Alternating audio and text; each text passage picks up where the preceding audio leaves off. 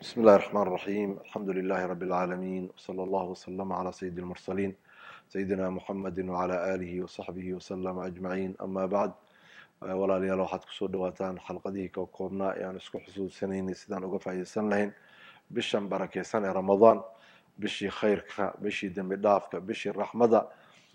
Ay dadka muslimiintu ay soomayaan maalinkeedii, habeenkeediina ay taagan yihiin, ilaahay daacadiisa u taagan yihiin, ayagoo doonaya ilaahay inuu ka raali noqdo, jannadiisana uu geeyo. xalqadii ama labadii xalqadood ee xalqadaha ka horreeyay ama saddexdii xalqadoodba waxaa kusoo tilmaanay tilmaamaha ay leeyihiin dadka ahlu jannada. xalqadan waxaan sii wadi doonaa qeyb ka mida dadka ahlu jannada dadka ahlu jannaha tilmaamahoodii. waxaa ka mid a dadka ahlu jannaha tilmaantoodii waladiina hum lizakaati faaciluun, waa kuwa zakadoodii bixiyo wey. zakadu waa xaq maalka qofka muslimka lagu leeyahay, oo dadkaasi yani maalkaasi haddii uu gaaro nisaab qadar yani zake laga bixiyo, haddana sanad uu kasoo wareegto, xoolahaasi in zake laga bixiyo ayaa ku waajibaya. ama ha noqdeen xoolo nuquud maal yani lacaga, ama xoolo nool, ama waxyaabo matalan lagu tijaaro ah, ama wax la beerto ah, waxay doonaanba ha noqdeen wixii yani qiimo maale leh.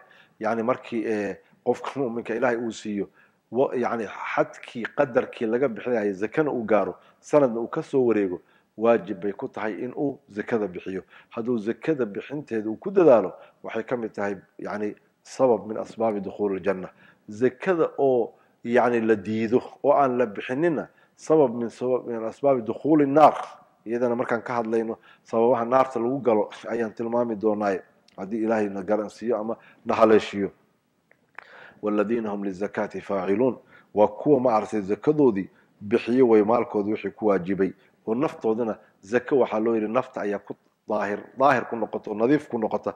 yani xoolahan aad bixinaysid, yani xoolahaagina nadiif bay ku noqdaan, naftaadina nadiif bay ku noqonaysaa. tilmaanta shanaad waxa weeyaan waladiina hum lifuruujihim xaafiduun, kuwa xubinkoodii taranka ilaaliya wey, ee zina ka ilaaliya, ee aan zinaysan, rag iyo dumarba, ee is ilaaliya, ee jecel dhowrsanaanta iyo nadaafadda, yani jecel, ee meel walba aan ka dhicin.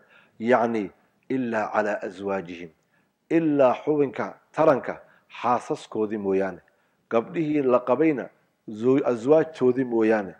kuwaasi dadka ilaahay isu baneeyey dembi korkoodii ma aha, hadday isu galmoodaan dembi korkoodii ma aha.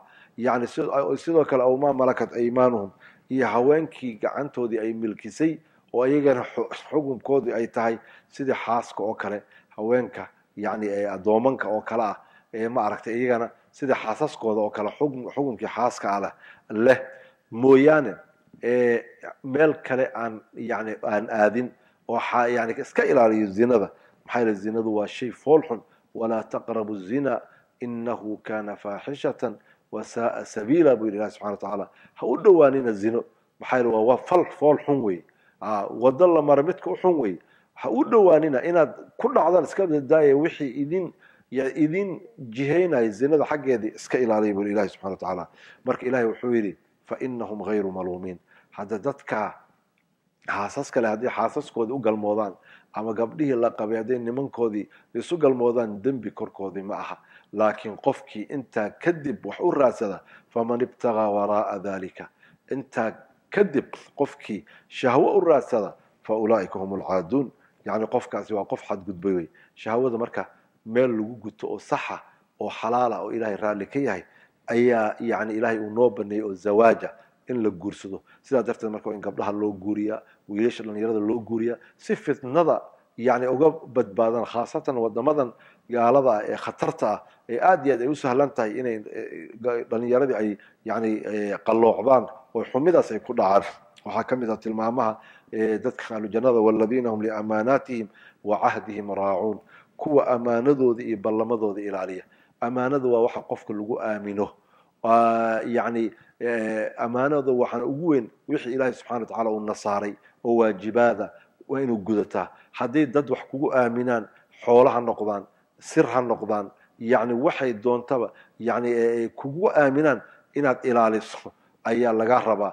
waxaa kaloo ka mid ah ballankana in la ilaaliyo in ballankana la ilaaliyo oo ballamada yani dadka aad la gelayso yani aad yani si fiican aad u ilaaliso tilmaanta toddobaad waxa weeyaan waladiina hum calaa salawaatihim yuxaafiduun kuwa salaadahooda ilaalinaya oo waqtigeedii ku tukanaya ee jamaacada ku tukanaya ee salaad say u badan yihiin dadku salaada lama ilaaliyo salaado oo laga seexday iyo kuwa marmar la tukaday mar laga tagay laa tilmaantii jannada lagu tago waxay salaada in la ilaaliyo awqaadeeda lagu ilaaliyo oon weligeed aayado kale waxay leeyihin waladiina hum calaa salaatihim daa'imuun joogtay salaadoodii dadka tilmaamahaasi la ilaahay wuxuu yidhi ulaa'ika hum alwaarisuun kuwaa weeye kuwa dhaxli doona maxay dhaxlayaan aladiina yarisuuna alfirdows jannada sare ee firdows yiraahdo dhaxli doonaano hum fiiha khaaliduun halkaasay ku waari doonaan jacalana allahu min ahli alfirdows ilaahay ha naga dhigo kuwii firdows galo oo ku waara marka walaalayaal aan u dadaalno